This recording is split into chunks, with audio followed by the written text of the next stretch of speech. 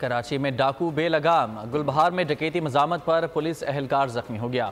कस्बा कॉलोनी में शादी की तकरीब में फायरिंग से जख्मी होने वाला 7 साल अयान दम तोड़ गया। रात गए मुबैना पुलिस मुकाबले में 6 डाकू जख्मी हालत में धर लिए गए। कब्जे से असलहा, मोबाइल फोन और मसरूका सामान बरामद कर लिया गया।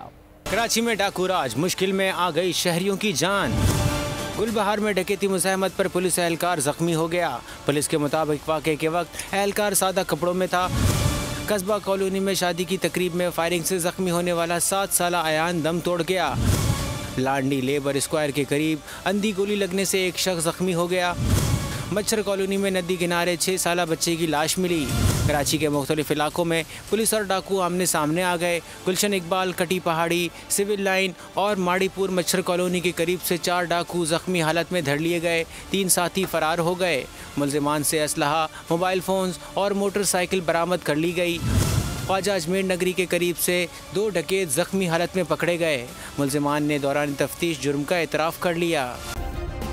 सब्सक्राइब करें और बेल दबाएं ताकि कोई खबर रह न जाए।